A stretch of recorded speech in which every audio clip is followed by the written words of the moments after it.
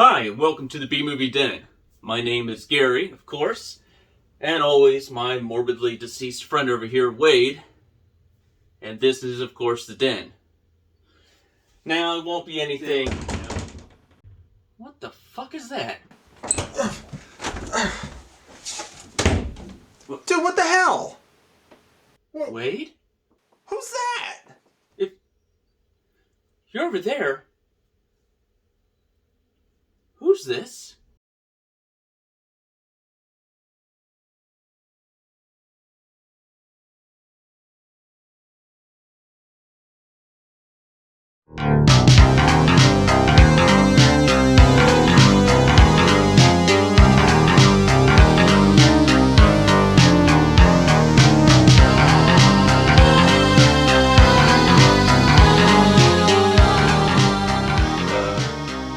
Welcome to the B-Movie Den. My name is Gary, I guess, and this is... And I'm Wade, and welcome to the B-Movie Den. I'm back. Dude, I can't tell you. It feels like I've been gone for a year. I have such a story for you. There's so many adventures. There's murder hornets, and then there's like something about toilet paper. All kinds of weird things are happening. That's you know, nice. I got this donut. Oh, okay. They put the donut there. Alright. Okay, no whammies, no whammies. Come on, something good. It's gotta be great. It can't be terrible. Okay. This is it.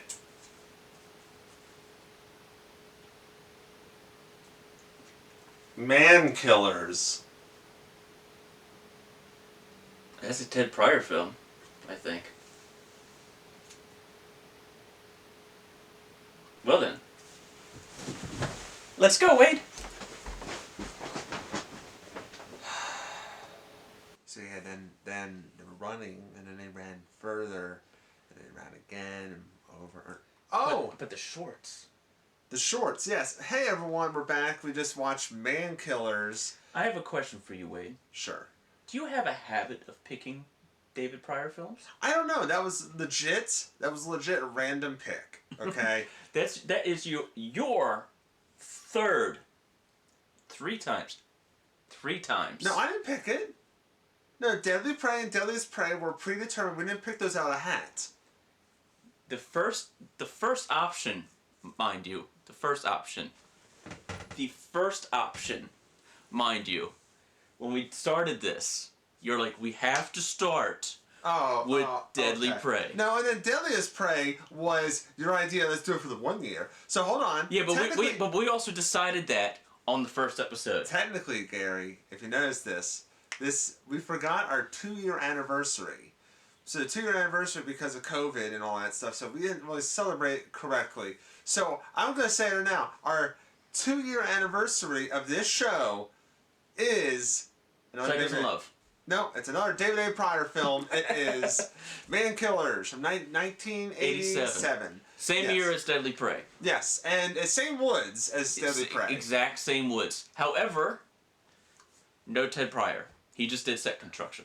Oh, can we talk about this? Let's just jump into the set. The set design of he's still alive, right? Oh, Ted Pryor's still alive. Ted, I'm gonna tell you now. I'm gonna look at all these cameras. Ted, you build five hell. Five hell of a yes. Yeah, five hell of a design. shed of a metal shed. Like, geez, those metal sheds, like they fell apart beautifully. They used the metal sheds a lot. They were not only were they the women's base. Yes, they were also the shooting range for the women. They're also like 17 different parts of the base for the bad guys. Beginning, we get introduced to Micklin. We have this problem apparently in Pryor films. It's like, is it Micklin? We kept calling him Kenny Omega because he has the Kenny Omega mannerisms and and the hair. Yeah. And we're looking at the end. It's like William Zipp. Oh yeah, the friend from Deadly Prey. Yes. So he's the villain. And then they had this big old gunfight in the beginning. It's just by the way, of course, this is a David A. Pryor film and a late '80s film. So the gunfight. So the opening credits have to be awesome music and just the credits. Well, it was also 80s, so it had to be awesome 80s. Yes. And then the gunfight, which was like they had so abysmal. Terrible aim. The quality of the sound effects of the guns went from like high end to extremely bad low end. Yeah. And it was just he was going like, oh god, they can't aim worth shit. I'm like, the sound effects of the, like, he was being bothered by the aim, and I'm being bothered by the sound effects. I'm being bothered by, like, okay, so the villain is Goatee Man in a ponytail at this time, and also he has a minion that looks like Brian Johnson from AC/DC. He's like a little toad. Like, he looks like the little toad kid from Christmas Story. You're expecting to be like, hey! Yeah. That's what I'm imagining with this guy. His only like notable minion he has. Jake shows up later. Yeah. But he shoots down. Jake, the guy who not from State Farm. He's the. He's definitely not. And then he's from the Women Farm. We learn that he is Macklemore. Mac and me. He's a former CIA, FBI, something like that. Former organization. Some organization. Government agency. I love how did the African American FBI agent, did she have a name? I mean, the agency that yeah, the woman prisoner. Agent. No, the one that was like, you gotta get McKenna. And Williams was like, no, I don't want McKenna. We only got like 6 people's names in the whole movie. Yeah, well, we got a lot of them, but they're never repeated. McKenna's repeated a lot. Which one? McKenna. You know, McKenna. Was that with 1 M? McKenna. How many N's was that? 2 N's. Okay. So, McKenna. So we get a flashback of McKenna and Ackland. And we're like, who the hell is this guy? Yeah. Wait a minute, what is going on? Familiar.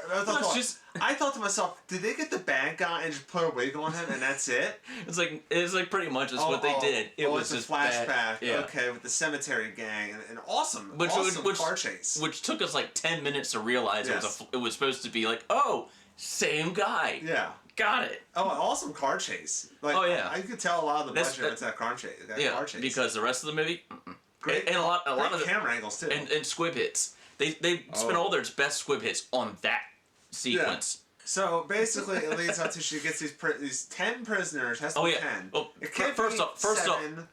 first off, she's like, the government agency's like, all right, McKenna, we want you to take down Macklemore, and she's like, why me? Because he wouldn't suspect you. You know it better than anybody else. And it's just like, all right, fine. But I get to pick my team. We can't do that, but I can give you a promotion and do all that stuff, but you can't pick your own team, damn it. It's like, that's not how we do things, McKenna. It turns out that is how they do things. They can do it that way, guys. Yes. It's like, fine. You can have your 10 men. No. I want 10 women.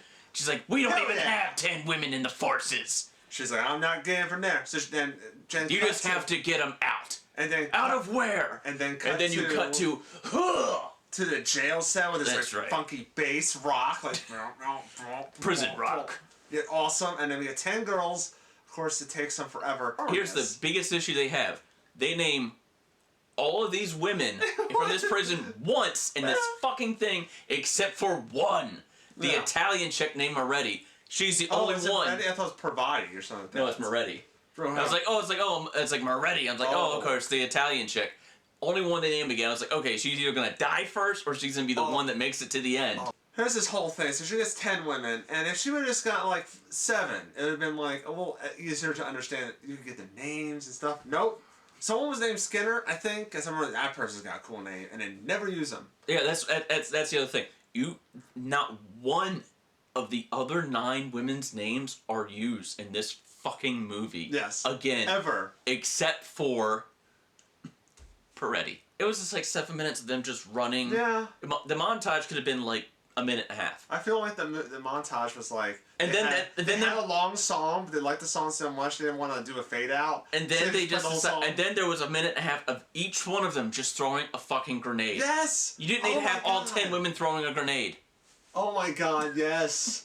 Yes, I wrote down my notes like, Jesus, do we have to have this? And then they're like, okay. Then the first one went through the shooting range to show them all how to do it. I swear to God, I thought they were gonna do the next 10 women through it. I was gonna be like, Gary, I'm just gonna say it. It's called padding out the runtime. no, they padded out the runtime whenever they went to Macklemore. Oh, then Macklemore just beats up dude in the middle, and it's the longest fight I've ever seen in my life. It's just so... No, that's not true. It's not They Live long. That's right. It's not They Live long. But it was long and unnecessary. And I've seen Jackie Chan fights way longer. Just so he can chainsaw him up. Yeah. That's it. Who sent you? McKenna. She didn't fucking send him. What the hell was that? No, Williams. He says Williams, and it's like, oh, he's sending McKenna. It's like, I killed McKenna! And he just saws him up. He deals drugs, but he also deals women. That's right. And this leads to something, and I do not advocate, like, abuse to women or anything like that. Oh, no. Hitting women. But I will say, I was not expecting a guy they take a pack of money. They took a wad of money. And just slap a woman in the face with it. I was not expecting it. Neither one of us were, and we both went... Yeah, Jesus! like I said, we both busted out laughing. Like I said, and we're just like, and we both, and I said, it's like, I don't condone smacking a woman, but I was not expecting the money shot. It was this. I'm sorry.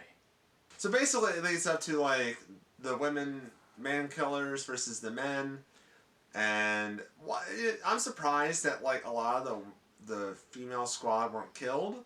Oh yeah, I mean seriously. I mean, spoiler, we're left with like 6 people. Well, we were left with 8 out of 12. There's 12. Okay, you got 10, and then you had McKenna, and then you had Sergeant. Yeah. Okay, she didn't have a name. It was just Sergeant.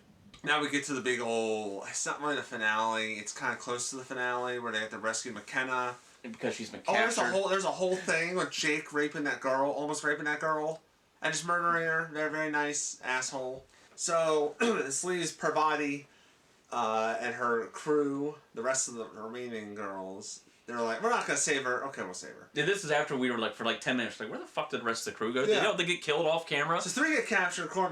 Also include McKenna. Moretti.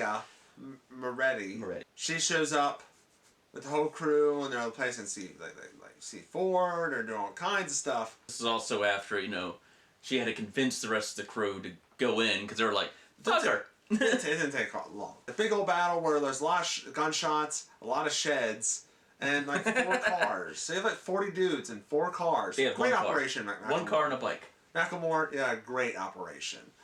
40 dudes, 1 car, 1 bike, no women. Yeah. Remember that whole plot point of he has to have 10 women? By the end of the week. Yeah, and they never tackle it ever again. Well, you thought because they're going to bring in the 10 women that they were going to like. Yeah. You're like, oh, they're going to go undercover, and you're like, no. So that leads to a big old gunfight. They save McKenna, and then and lots of explosions and grenades. McKinley gets shot in the back of the leg. McKinley shows her. I'm sorry, Moretti. She shows her moxie. She's part of the team. It's the classic. She wasn't part of the team. Now she's part of the team. That's right. She's turned her life around. Yeah. She wants to be something. Yeah. So she gets shot, and then also we get that Macklemore gets shot once. Oh, we forgot about Jake. We forgot Jake. Jake from not Jake from State Farm. Jake from Rape Farm. He see, you made one bad joke, I make another one. Anyway, so B-Movie Den does not condone rape. I know, no, obviously not. No, obviously not. But when he's like, oh, point is, he starts making out with her, not knowing that like, oh, these women are just killing all your guys. And why would you trust her? She does the most flexible. She reaches with her left hand and pulls a knife from her right hip. Yes, I saw that. She's just like pulls it out. And you'll love this. Right in the dick. Yeah, sticks him right in the dick with it. And you see it. And he's just like, oh, you bitch. Yeah. And falls off camera. We both cringed. We both went like, audible, oh! And then Macklemore gets shot in the heart, legit in the heart. Yeah, here, and I'm just like, that dude's on so much cocaine he don't know he dead. Yeah. So what happens is McKenna, they escape, and McKenna's like, I gotta sell this. So we have to have another climax. We already had the climax. We gotta have another climax. We gotta have the super climax. Yes. So he's still alive. He's acting like he got shot in the shoulder, but he's still able to. He's losing blood, but he's still able to run. He's just going like this, but it's like, yeah, dude, it's. He also has a gun that has too many bullet rounds. Yeah, he's got a 357. He's firing like 8 to 10 shots per reload. And it's like he's also loading it like this with a speed loader. Yeah. And then he's going like, huh. And then he doesn't do it. Like, and then he doesn't do it later. Yeah, no. Well, the last time he was just loading it one by one, which means he was out of speed loaders. So anyway, so she shoots him in the leg. He's hobbling. Then she shoots him like 5 times, and he's dead. This is it. He's dead. And then then we see the car, and then he just kind of he like walks into frame. So he's not dead. Yeah. By the way, Macklin the Immortal here. Yeah. By the way, when he got shot in the leg, he got shot dead center of his femur. Yes. And he's getting shot with a 45 each of these times. So he gets. So then he gets in the car. They drive, and then she, ironically, that's the last thing they did was they were in the car together. Yeah. This is very poignant. So she shoots him with a bazooka. Yes. And the car doesn't explode. It just kind of goes. Poof. And then it was like a little like firecracker explosion inside like the. It was like a smoke bomb went off in there. And she just walked away, and you think, I would check if he's dead. Yeah, because I would have checked if he's dead. He just looks like a little smoke grain went off in there. Because he shot him 17 times and one in the heart, and he's still. I would check if he's dead. I mean, he shattered his femur, and he just kept walking on like it was normal. Obviously, there's a shit ton of cocaine remember in that him. Grenade went off, and then someone just threw dirt. Yeah, basically the delay of dirt just thrown at him. There was grenades going off, and it looked like someone was going like a handful of dirt going like this. Yeah. Afterwards, like, Ted, throw dirt. So then she's like, "Ladies, let's go home."